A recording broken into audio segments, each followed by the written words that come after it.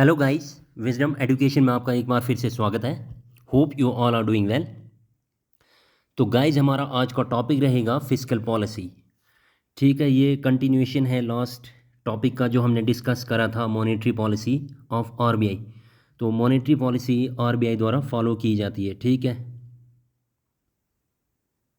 Monetary policy आपकी RBI follow करता है और जो आपकी फिस्कल पॉलिसी है इसको गवर्नमेंट ऑफ इंडिया फॉलो करती है। ठीक है, तो ये दो पॉलिसीज़ होती हैं किसी भी इकॉनमी में। तो हम भारत की इकॉनमी की बात करेंगे इन दो पॉलिसीज़ के थ्रू कि कैसे इकॉनमी को कंट्रोल किया जाता है, बैलेंस में रखा जाता है। तो जहाँ तक आज के टॉपिक की बात है वो आपकी है फिस्कल पॉलिसी। मॉनेटरी पॉलिसी हमने ऑलरेडी डिस्कस करा हुआ है, इस पे वीडियो आप जाके देख सकते हैं विजडम एजुकेशन पे, प्लेलिस्ट में आपको मिल जाएगी। तो चलिए गाइस, फिस्कल पॉलिसी क्या होती है? फिस्कल पॉलिसी होती है, बजटरी पॉलिसी होती है गवर्नमेंट की। ठीक है, किससे रिलेटेड? रेवेन्यू से, एक्सपेंडिचर से। ठीक है, गवर्नमेंट का जो भी रेवेन्यू है यानी कि सोर्सेज ऑफ रेवेन्यू कहाँ कहाँ से उसको अक्वायर होंगे, और फिर उन्हीं रेवेन्यू को, जो सोर्सेज हैं रेवेन्यू के, ठीक है, उनको पहले जनरेट करना है, उसके बाद रेवेन्यू जनरेट करके फिर उसको एक्सपेंड भी करना है, स्पेंड भी करना है, एक्सपेंडिचर। तो ये फिस्कल पॉलिसी इन्हीं दो चीज़ों से रिलेटेड होती है, एक तो रेवेन्यू, दूसरा आपका एक्सपेंडिचर। ठीक है, तो उसी को फिस्कल पॉलिसी कहते हैं या फिर बजटरी पॉलिसी कहा जाता है गवर्नमेंट की। तो ये दोनों सिचुएशन में फॉलो की जाती है। ठीक है, चाहे एक्सेस डिमांड हो, एक्सेस डिमांड मतलब इन्फ्लेशन कंट्री में अगर ज़्यादा हो उस टाइम भी फिस्कल पॉलिसी को अडॉप्ट किया जाता है, और अगर डेफिसिट डिमांड हो तो उसको भी करेक्ट करने के लिए फिस्कल पॉलिसी को अडॉप्ट किया जाता है। तो इस तरह से हम कह सकते हैं कि फिस्कल पॉलिसी दोनों सिचुएशंस में फॉलो की जाती है to correct both these situations in the economy. Then जो फिस्कल पॉलिसी वो कंसर्न्ड है, ठीक है, जैसे हमने ऊपर ही पढ़ा, रेवेन्यू और एक्सपेंडिचर से मेनली ये कंसर्न्ड है, बजटरी पॉलिसी है गवर्नमेंट की। ठीक है, ये कंसर्न किससे है? रेवेन्यू से, एक्सपेंडिचर से, और finally debt of the government. ठीक है, अचीविंग द डेफिनेट ऑब्जेक्टिव को भी, कोई भी डेफिनेट ऑब्जेक्टिव है उनको अचीव करने के लिए गवर्नमेंट की रेवेन्यू पॉलिसी, एक्सपेंडिचर पॉलिसी और डेट पॉलिसी है, उसी को हम फिस्कल पॉलिसी कहते हैं जो गवर्नमेंट ऑफ इंडिया फॉलो करती है। मॉनेटरी पॉलिसी आरबीआई करता है। ठीक है, किसकी रिकमेंडेशन से? गवर्नमेंट ऑफ इंडिया की रिकमेंडेशन से। तो चलिए गाइज, इसके कुछ इंस्ट्रूमेंट्स पढ़ते हैं कि रेवेन्यू कहाँ से जनरेट होता है, गवर्नमेंट एक्वायर कहाँ से करती है, और फाइनली उस रेवेन्यू को कहाँ कहाँ पे स्पेंड करती है यानी कि एक्सपेंडिचर करती है। ठीक है, और फिर डेट, इसके जो गवर्नमेंट के पब्लिक डेट के सोर्सेज क्या क्या है, कहाँ से इसको डेट मिलता है। ये एक्सटर्नल भी हो सकता है और इंटरनल भी हो सकता है। एक्सटर्नल, अगर आउटसाइड कंट्री से कोई डेट रेज किया गया तो उसको एक्सटर्नल डेट कहा जाता है, और विद इन द इकानमी अगर लोगों से पैसा उधार लेती है गवर्नमेंट तो उसको इंटरनल डेट कहा जाता है। तो चलिए इंस्ट्रूमेंट पढ़ते हैं फिस्कल पॉलिसी के। ठीक है, इसके कुछ इंस्ट्रूमेंट्स हैं कि कहाँ कहाँ से कौन कौन से टूल्स इसमें अडॉप्ट किए जाते हैं, मेजर्स अप्लाई किए जाते हैं। जैसे कि हमने ऊपर ही पढ़ा कि जो फिस्कल पॉलिसी है वो रिलेटेड है किससे? गवर्नमेंट एक्सपेंडिचर से, एक इंस्ट्रूमेंट ये हो गया। देन सेकंड हमारा है रिलेटेड टू गवर्नमेंट रेवेन्यू। ठीक है, गवर्नमेंट के रेवेन्यू से है। गवर्नमेंट रेवेन्यू मतलब सोर्सेज ऑफ इनकम, गवर्नमेंट के जो साधन हैं इनकम के कहाँ कहाँ से आते हैं, या फिर फाइनेंसिंग ऑफ एक्सपेंडिचर। ठीक है, उस एक्सपेंडिचर को फाइनेंस करने के लिए सोर्सेज क्या है या रेवेन्यू कहाँ से जनरेट होता है। तो ये इन इंस्ट्रूमेंट से रिलेटेड है फिस्कल पॉलिसी। सबसे पहले हम पहला इंस्ट्रूमेंट की बात करेंगे, that is related to government expenditure, यानी कि गवर्नमेंट एक्सपेंड कहाँ कहाँ करती है, स्पेंड कहाँ कहाँ पे करती है, खर्चा कहाँ कहाँ पे करती है। ठीक है, जो गवर्नमेंट है किसी भी कंट्री की वो इनकर करती है कई सारे एक्सपेंडिचर। ठीक है, बहुत सारे खर्चे करती है कहाँ कहाँ पे, जैसे कि एक्सपेंडिचर करती है पब्लिक वर्क्स पे।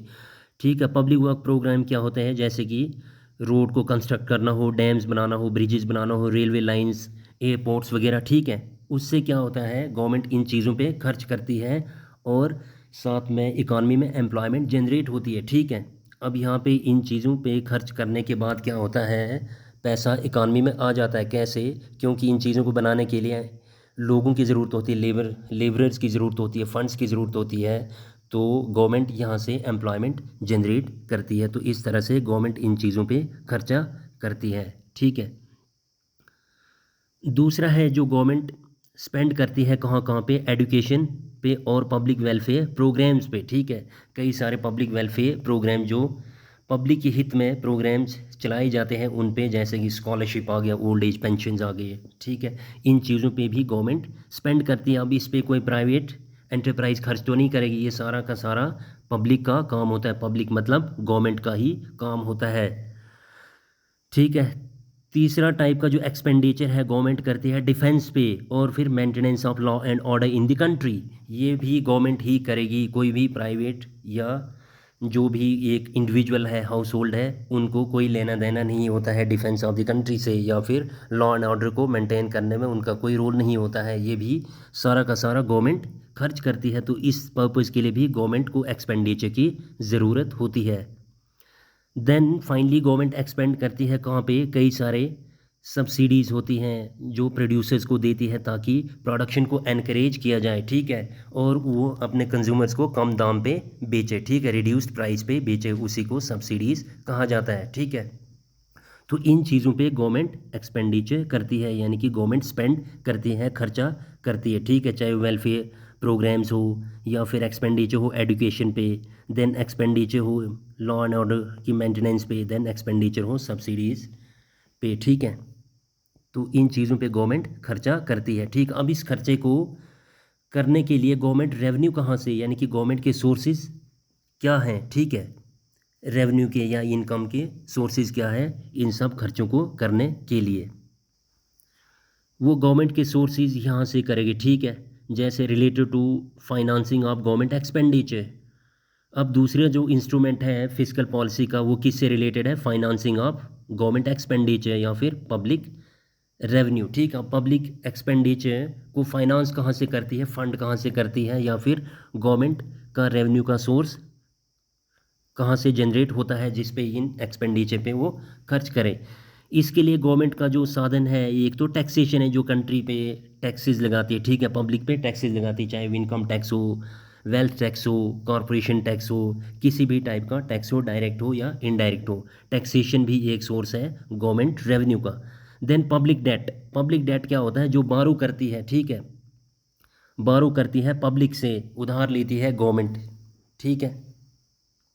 Then deficit financing, deficit financing क्या होता है, प्रिंटिंग ऑफ न्यू करेंसी, ठीक है, नई करेंसी को छापना है। जो भी पब्लिक एक्सपेंडिचर के लिए जो खर्चा कम हो गया, डेफिसिट एक्सपेंडिचर हो गया, उसको फुलफिल करने के लिए फाइनली गवर्नमेंट क्या करती है, डेफिसिट फाइनेंस करती है, ठीक है। तो ये प्रिंसिपल इंस्ट्रूमेंट्स हैं फाइनेंसिंग ऑफ गवर्नमेंट एक्सपेंडिचर को फाइनेंस करने की, ठीक है। अब हम सबसे पहले टैक्सेशन की बात करेंगे, टैक्सेस की बात करेंगे, ठीक है। टैक्सेस टू टू टाइप्स के होते हैं, एक तो आपका डायरेक्ट टैक्सेस आ गया, ठीक है, डायरेक्ट टैक्स आ गया, और दूसरा इनडायरेक्ट टैक्स आ गया। तो टैक्सेस होते क्या, ये कंपलसरी पेमेंट होते हैं पब्लिक से गवर्नमेंट की ओर, ठीक है, पब्लिक को कंपलसरली पेमेंट करना होता है गवर्नमेंट को एनुअली, ठीक है, प्रेस्क्राइब्ड लॉ के अकॉर्डिंग। तो इसमें गवर्नमेंट कोई आपको बदले में कोई सर्विस प्रोवाइड नहीं करती है, ठीक है। तो ये दो टाइप्स के होते हैं, एक तो आपका डायरेक्ट टैक्सेस आ गया, जो डायरेक्ट टैक्स आपका इनकम पे लगता है या प्रॉपर्टी पे लगता है लोगों के, ठीक है। इसका जो बर्डन होता है वो डायरेक्ट बोर्न किया जाता है, यानी कि बेयर किया जाता है, जिस पे ये डायरेक्टली इम्पोज होता है, ठीक है। इसको यानी कि शिफ्ट नहीं किया जाता है, जैसे इनकम टैक्स है, वेल्थ टैक्स है, गिफ्ट टैक्स एट्सेट्रा। तो ये टैक्स शिफ्ट नहीं किया जा सकता है, यानी कि जिस पे ये फाइनली इम्पोज हुआ वही बंदा ही पे करेगा, तो उसी को डायरेक्ट टैक्स कहा जाता है। देन सेकंड आपका इनडायरेक्ट टैक्स है। इनडायरेक्ट टैक्स जो है वो गुड्स और सर्विसेज पे लगाया जाता है, जिसको आप ऑफन जीएसटी भी बोलते हैं। इसका जो बर्डन है टैक्सेस का वो ट्रांसफ़र किया जाता है, ठीक है, इसमें प्रोविज़न है ट्रांसफ़र का, यानी कि इसको शिफ्ट भी किया जा सकता है लोगों पे। यानी कि अगर ये टैक्स गवर्नमेंट प्रोड्यूसर्स पे लगाती है तो प्रोड्यूसर के पास क्या है, प्रोविज़न है इसको शिफ्ट करे अपने कंज्यूमर से, ठीक है, गुड्स का प्राइस बढ़ा के, सर्विसेज का प्राइस वगैरह बढ़ा के जो आप टैक्सेस वगैरह देते हैं। जैसे कि कोई भी चीज़ आप लेते हैं पैकेट्स वाले गुड्स, बिस्किट, मिक्सचर या चावल, उसमें लिखा होता है इंक्लूसिव ऑफ ऑल टैक्सेस, यानी कि वो टैक्सेस बेयर करना होता है, पे करना होता है प्रोड्यूसर को, बट फाइनली वो क्या करते हैं, अपने प्राइसेस बढ़ा के कंज्यूमर से ही इसको पे करवाती है। तो ये इनडायरेक्ट टैक्सेस शिफ्ट भी किया जाता है। देन पब्लिक डेट और बोरोइंग, उसके बाद दूसरा जो सोर्स है गवर्नमेंट का, ठीक है, गवर्नमेंट रेवेन्यू का या गवर्नमेंट फाइनेंस करती है एक्सपेंडिचर, दूसरा सोर्स है पब्लिक डेट या फिर बारोइंग, ठीक है, गवर्नमेंट बारो करती है पब्लिक से या डेट लेती है, उधार लेती है, लोन लेती है, ठीक है। देन थर्ड है हमारा है physical policy instrument related to public revenue, that is deficit financing. Deficit financing वही होता है ज़्यादा से ज़्यादा नोट्स प्रिंट करना, ज़्यादा से ज़्यादा नहीं, जितनी डेफिसिट है, जितना घाटा है इकानमी में, जब ऑल सोर्सेज से गवर्नमेंट का रेवेन्यू खर्च हो जाता है तो उसके बाद फाइनल ऑप्शन है गवर्नमेंट के पास नई करेंसी को प्रिंट करना, ताकि वो अपने जो बजटरी एक्सपेंडिचर है उसको मीट कर सके इकानमी में। तो ये फाइनल ऑप्शन है, तो इसको कम ही फॉलो किया जाता है, लास्ट ऑप्शन है, ठीक है। तो इस तरह से क्या होता है, डेफिसिट फाइनेंसिंग से मनी सप्लाई इंक्रीज हो जाती है इकानमी में और ज़्यादा इकानमी में पैसा आ जाता है, उस तरह से लोगों की परचेजिंग पावर बढ़ जाती है और वो ज़्यादा डिमांड करते हैं या गवर्नमेंट एक्सपेंड करती है फर्दर अपने एक्टिविटीज़ को करने के लिए, एक्सपेंडिचर को करने के लिए। तो चलिए फिजिकल इंस्ट्रूमेंट्स को इस फ्लो चार्ट के थ्रू समझ लेते हैं, ठीक है। फिजिकल पॉलिसी के इंस्ट्रूमेंट हैं, सबसे पहले हमारा है रिलेटेड टू पब्लिक और गवर्नमेंट एक्सपेंडिचर, यानी कि गवर्नमेंट कहाँ कहाँ पे एक्सपेंड करती है, स्पेंड करती है। सबसे पहला है हमारा वेलफेयर वर्क्स, ठीक है, वेलफेयर वर्क्स पे, चाहे वो एजुकेशन हो, हेल्थ पे हो, उन पे खर्च करती है। देन पब्लिक वेलफेयर आ गया, देन डिफेंस आ गया, लॉ एंड ऑर्डर मेंटेनेंस के लिए पुलिस पे, देन सब्सिडीज़ पे खर्च करती है। तो ये क्या है, गवर्नमेंट इन चीज़ों पे स्पेंड करती है, एक्सपेंड करती है। देन गवर्नमेंट का सोर्सेज क्या है, गवर्नमेंट रेवेन्यू का, यानी कि गवर्नमेंट इनकम का सोर्सेज क्या है, कहाँ कहाँ से उसको इनकम प्राप्त होती है। पहला आ गया टैक्सेस के थ्रू, देन पब्लिक डेट, लोगों से उधार लेती, लोन लेती या बारो करती है, और फिर फाइनली अगर हर सोर्सेज से पैसा अवेलेबल नहीं है, ख़त्म हो जाता है, तो लास्ट ऑप्शन है डेफिसिट फाइनेंसिंग, यानी कि प्रिंटिंग ऑफ न्यू करेंसी। तो ये इंस्ट्रूमेंट हैं फिजिकल पॉलिसी के जो गवर्नमेंट दोनों सिचुएशंस में फॉलो करती है, चाहे वो एक्सेस डिमांड हो यानी कि इन्फ्लेशन हो, या फिर डेफिसिट डिमांड हो यानी कि डिफ्लेशन हो इकानमी में। तो इन दोनों इंस्ट्रूमेंट को गवर्नमेंट फॉलो करके फिजिकल पॉलिसी को अडॉप्ट करती है कंट्री में। तो चलिए गाइज, ये हमने पढ़ा फिजिकल पॉलिसी के इंस्ट्रूमेंट, यानी कि गवर्नमेंट एक्सपेंडिचर और गवर्नमेंट रेवेन्यू कहाँ कहाँ से जनरेट होता है और उसको फाइनली कहाँ पे स्पेंड करती है। तो अब फिजिकल पॉलिसी को दो केसेस में, दो सिचुएशंस में अडॉप्ट किया जाता है, ठीक है। एक तो फिजिकल पॉलिसी और डेफिसिट डिमांड या फिर डिफ्लेशनरी गैप, जब आपकी इकानमी में डिमांड कम हो, इकानमी में डिफ्लेशन हो, ठीक है, कुछ भी नहीं चल रहा है, प्रोडक्शन एक्टिविटी बंद है, एम्प्लॉयमेंट बहुत कम है, यानी कि अनएम्प्लॉयमेंट बहुत ज़्यादा है, उस केस में क्या हो जाता है, डेफिसिट डिमांड आ जाती है। तो उस टाइम पे क्या होता है, फिजिकल पॉलिसी का रोल क्या होता है, इसमें क्या किया जाता है। तो डेफिसिट डिमांड के टाइम पे फिजिकल पॉलिसी मेजर्स अडॉप्ट किए जाते हैं, ठीक है, या फिर डिफ्लेशनरी गैप के टाइम डिक्रीज इन टैक्सेस, क्योंकि टैक्सेस को कम करेगी गवर्नमेंट, वो इसलिए करेगी क्योंकि ऑलरेडी वहाँ पे डिमांड कम है इकानमी में, डेफिसिट डिमांड है यानी कि डिफ्लेशन है इकानमी में, इनकम के सोर्सेज नहीं है लोगों के पास, ऑलरेडी प्रोडक्शन नहीं हो रही है, एम्प्लॉयमेंट नहीं है, तो डिमांड भी कम है। तो जिस तरह से इकानमी डिप्रेशन में चली जाती है, डिफ्लेशन का जो दौर आ जाता है, तो इस तरह से गवर्नमेंट इसको करेक्ट करने के लिए क्या करेगी, टैक्सेस को डिक्रीज़ करेगी, ठीक है। तो इस तरह क्या होगा, टैक्सेस जब डिक्रीज़ होंगी तो लोगों की परचेजिंग पावर बढ़ जाएगी और वो ज़्यादा से ज़्यादा डिमांड करेंगे, जब ज़्यादा डिमांड करेंगे तो डेफिसिट डिमांड या फिर डिफ्लेशनरी गैप करेक्ट हो जाएगा। तो जो डायरेक्ट टैक्सेस हैं, चाहे वो इनकम टैक्स हो, कॉरपोरेशन टैक्स हो, वेल्थ टैक्सेस हो, उनको डिक्रीज़ किया जाना चाहिए गवर्नमेंट के द्वारा, या डिक्रीज़ करती है, ठीक है, डेफिसिट डिमांड के टाइम पे। तो आप कह सकते हैं डेफिसिट डिमांड के टाइम पे गवर्नमेंट टैक्सेस को डिक्रीज़ करेगी। देन सेकंड मेजर है हमारा, that is increase in public expenditure, ठीक है, पब्लिक एक्सपेंडिचर को ज़्यादा से ज़्यादा करेगी, यानी कि गवर्नमेंट स्पेंड ज़्यादा करेगी, ठीक है, वेलफेयर एक्टिविटीज़ पे ज़्यादा करेगी, या फिर रोड ब्रिजेस स्कूल्स कॉलेजेस बनाने में ज़्यादा करेगी। उस तरह क्या होगा, ज़्यादा से ज़्यादा पैसा इंजेक्ट होगा इकानमी में, एम्प्लॉयमेंट जनरेट होगी और लोगों के पास पैसा आएगा। जब पैसा आएगा तो ज़्यादा डिमांड करेंगे, और ज़्यादा डिमांड करेंगे तो डिफ्लेशनरी गैप या फिर डेफिसिट डिमांड इकानमी में कम होगी, ठीक है। तो एक तो क्या करेगी, इसमें इंक्रीज़ करेगी पब्लिक एक्सपेंडिचर, डेफिसिट डिमांड के टाइम पे, लेवल ऑफ डिमांड को इंक्रीज़ करने के लिए। उसके बाद ग्रेटर एक्सपेंडिचर करेगी, ज़्यादा से ज़्यादा गवर्नमेंट स्पेंड करेगी इकॉनमी में, चाहे वो पब्लिक हेल्थ हो, एजुकेशन हो, एट्सेट्रा, ठीक है। इन चीज़ों पे ज़्यादा खर्च करके एम्प्लॉयमेंट जनरेट की जाएगी। जब एम्प्लॉयमेंट होगी तो लोगों की इनकम बढ़ेगी, इनकम जब बढ़ेगी तो वो डिमांड ज़्यादा करेंगे, तो इस तरह से डेफिसिट डिमांड इकॉनमी में कनेक्ट हो जाएगी। फिर क्या करेगी, ज़्यादा से ज़्यादा एक्सपेंडिचर करेगी किस पे, maintenance of law and order, police पे, ठीक है। उस तरह क्या होगा, एम्प्लॉयमेंट जनरेट होगी। जो भी गवर्नमेंट एक्सपेंडिचर करती है, ठीक है, पब्लिक वर्क्स पे या लॉ एंड ऑर्डर मेंटेन करने में, वेलफेयर एक्टिविटीज़ के लिए, तो उस टाइम क्या होता है, लोगों की परचेजिंग पावर बढ़ती है, एम्प्लॉयमेंट जनरेट होती है, तो इसको डेफिसिट डिमांड के टाइम पे गवर्नमेंट ज़्यादा एक्सपेंडिचर करेगी और उस टाइम इसको डेफिसिट डिमांड के टाइम पे फॉलो करा जाता है। देन एक्सपेंडिचर बढ़ा देगी सब्सिडीज़ पे, ठीक है, ज़्यादा से ज़्यादा सब्सिडीज़ लोगों को देगी, ठीक है, ताकि उनकी परचेजिंग पावर बढ़ जाए और वो ज़्यादा खरीद पाएँ। या फिर transfer payment, one sided payment है, चाहे वो स्कॉलरशिप हो, ओल्ड एज पेंशन हो, विडो एड हो, उस पर भी गवर्नमेंट सब्सिडीज़ वगैरह, ट्रांसफ़र पेमेंट्स ज़्यादा करेगी डेफिसिट डिमांड के टाइम पे। देन एक्सपेंडिचर पब्लिक वर्क्स पे बढ़ा देगी अपने, चाहे वो कंस्ट्रक्शन ऑफ रोड्स हो, डैम्स हो, ब्रिजेज़ हो, रेलवे लाइंस हो, इन चीज़ों पे एक्सपेंडिचर बढ़ा देगी और एम्प्लॉयमेंट जनरेट होगी इन्वेस्टमेंट के थ्रू, ठीक है। तो इस तरह से जो ओवरऑल इन्वेस्टमेंट एक्टिविटी है इकॉनमी में वो बढ़ जाएगी और इनकम भी बढ़ेगी लोगों की, और डेफिसिट डिमांड का जो सिचुएशन है या जो प्रॉब्लम उसको करेक्ट किया जा सकता है by increasing the public expenditure और गवर्नमेंट एक्सपेंडिचर।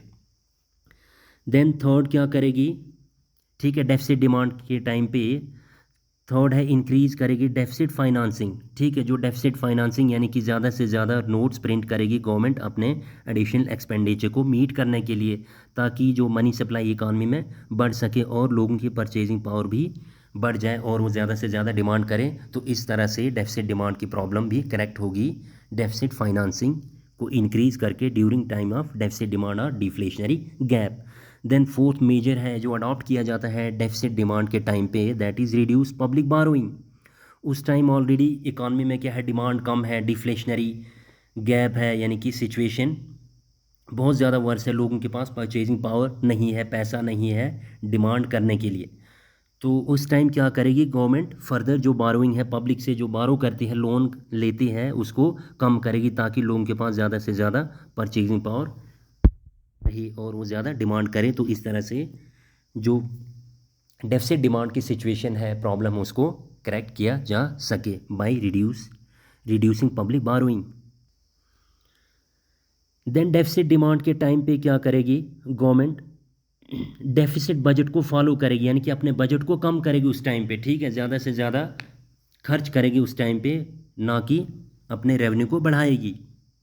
तो डेफिसिट डिमांड के टाइम पे डेफिसिट बजट को फॉलो करेगी, यानी कि कम बजट रखेगी गवर्नमेंट, ठीक है। इसमें डेफिसिट बजट का क्या मतलब होता है, इनकर करना है ग्रेटर एक्सपेंडिचर, यानी कि खर्चा ज़्यादा करना है, ठीक है, एक्सपेंडिचर आपका मोर होगा देन रेवेन्यू से ड्यूरिंग डेफिसिट बजट, ठीक है। डेफिसिट बजट इसी को कहा जाता है जब आपका पब्लिक एक्सपेंडिचर ग्रेटर होगा पब्लिक रेवेन्यू से, तो उस टाइम पे ये डेफिसिट डिमांड के टाइम पे ज़्यादा से ज़्यादा खर्च करेगी ताकि इनकम जनरेट हो लोगों की और वो ज़्यादा से ज़्यादा डिमांड करें। इस तरह से डेफिसिट डिमांड की जो प्रॉब्लम है वो सॉल्व हो सके इकॉनमी में। तो ये मेजर्स थे जो अडॉप्ट करती है गवर्नमेंट ड्यूरिंग डेफिसिट डिमांड, ठीक है। तो ये फिजिकल मेजर्स अडॉप्ट किए जाते हैं डेफिसिट डिमांड या डिफ्लेशनरी गैप के टाइम पे। तो चलिए नेक्स्ट मेजर हम देखते हैं फिजिकल पॉलिसी का, कब एक्सेस डिमांड या फिर इन्फ्लेशनरी गैप के टाइम पे, या फिर इन्फ्लेशन जब होता है, प्राइसेस जब ज़्यादा होते हैं इकॉनमी में, तो उस टाइम पे फिजिकल पॉलिसी के कौन से मेजर्स अडॉप्ट किए जाते हैं गवर्नमेंट के द्वारा। तो इस टाइम पे ये कुछ मेजर्स अडॉप्ट किए जाते हैं, गवर्नमेंट को रेकमेंड किए गए हैं कि इन मेजर्स को अडॉप्ट किया जाए ड्यूरिंग एक्सेस डिमांड या फिर इन्फ्लेशनरी गैप के टाइम पे, या फिर जब प्राइसेस ज़्यादा हो। प्राइसेस कब ज़्यादा होते हैं, जब आपकी, ठीक है, एग्रीगेट डिमांड ज़्यादा होती है एग्रीगेट सप्लाई से, यानी कि इकॉनमी में क्या आ जाता है, इन्फ्लेशनरी गैप आ जाता है इस टाइम पे, ठीक है। एक्सेस डिमांड आ जाता है, एक्सेस डिमांड जब होगा तो प्राइसेस राइज होंगी, क्योंकि पीछे से आउटपुट इतना अवेलेबल नहीं है, सप्लाई कम है। तो इसको को करेक्ट करने के लिए गवर्नमेंट इन मेजर्स को अडॉप्ट करेगी। सबसे पहले क्या करेगी, इंक्रीज़ करेगी टैक्सेस। ठीक है, इकॉनमी में ऑलरेडी डिमांड ज़्यादा है, तो टैक्सेस अगर इंक्रीज़ होंगे तो लोगों के पास परचेजिंग पावर कम हो जाएगी, तो और वो डिमांड कम करेगी, तो इस तरह से इन्फ्लेशनरी गैप को करेक्ट किया जा सकता है। ठीक है, देन सेकंड हमारा है fiscal measure during excess demand, that is decrease government expenditure.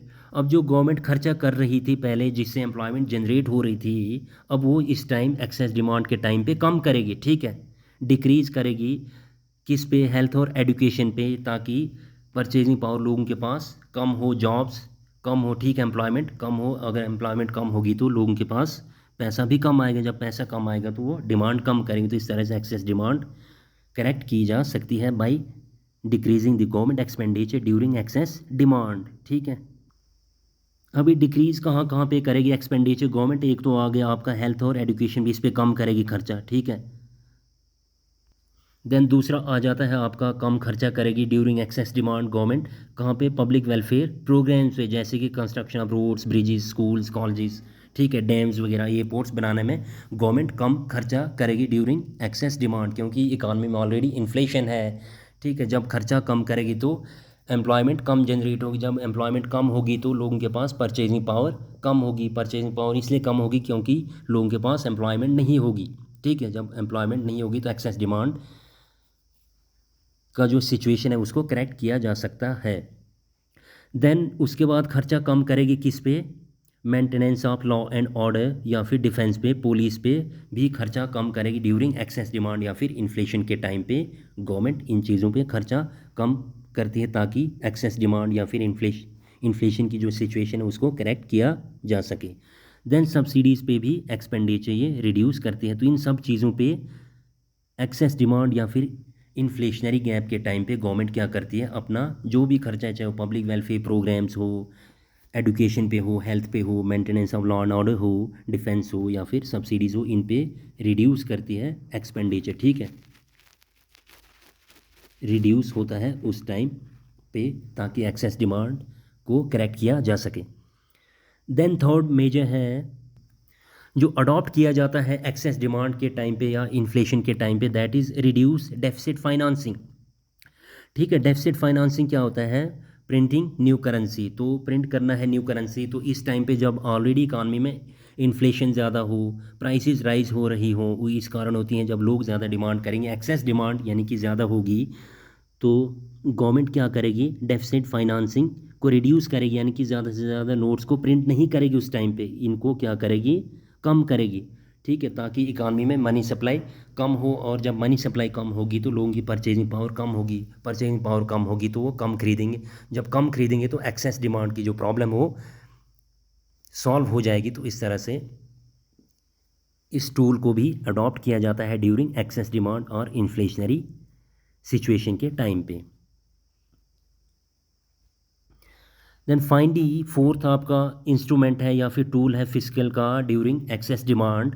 ठीक है, वो है इंक्रीज करेगी गवर्नमेंट पब्लिक बारोइंग। ठीक है, इस केस में जब एक्सेस डिमांड होगी तो पब्लिक बारोइंग क्या होगी, इंक्रीज होगी, गवर्नमेंट लोगों से ज़्यादा पैसा लेगी, लोन लेगी, उधार लेगी, ताकि लोगों के पास परचेजिंग पावर कम हो, वो ज़्यादा से ज़्यादा डिमांड ना करें ड्यूरिंग एक्सेस डिमांड। और डिफ्लेशन या डिफ्लेशनरी गैप के टाइम पे क्या होता था, इसको डिक्रीज़ कर देती थी। ठीक है, लेकिन इस केस में ऑलरेडी पैसा इकॉनमी में ज़्यादा है, लोगों से उधार लेगी, तो ताकि उनके पास कम पैसा रह जाए और परचेजिंग पावर भी कम हो और डिमांड लेस करें, तो इस तरह से भी इकॉनमी में एक्सेस डिमांड की सिचुएशन को करेक्ट किया जाता है।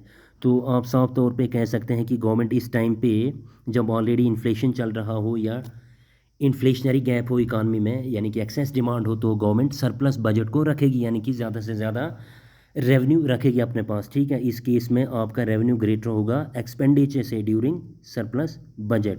ये कब होगा, ड्यूरिंग इन्फ्लेशन या इन्फ्लेशनरी गैप के टाइम पे या एक्सेस डिमांड के टाइम पे। ठीक है, तो इस तरह क्या होगा, जो सरप्लस बजट होगा वो क्या होगा, रेवेन्यू ग्रेटर होगा आपका एक्सपेंडिचर से, यानी कि increasing its revenue and decreasing expenditure. ठीक है, जितना ज़्यादा हो सके, तो ताकि ये जो मेजर्स लिए लिए जा रहे हैं, इससे चाहे एक्सेस डिमांड हो या डेफिसिट डिमांड हो, वो करेक्ट की जा सके। ठीक है, तो इस तरह से गाइज हमने दोनों पॉलिसीज़ पढ़ी, चाहे वो आरबीआई हो या फिर आरबीआई की मॉनेटरी पॉलिसी हो या फिर फिस्कल पॉलिसी हो जो गवर्नमेंट द्वारा अडॉप्ट की जाती है। इसमें हमने दोनों तरीके से पढ़ा। ठीक है, एक्सेस डिमांड और फिस्कल पॉलिसी को भी पढ़ा, और लेस डिमांड या फिर डेफिसिट डिमांड और फिस्कल पॉलिसी को भी पढ़ा हमने।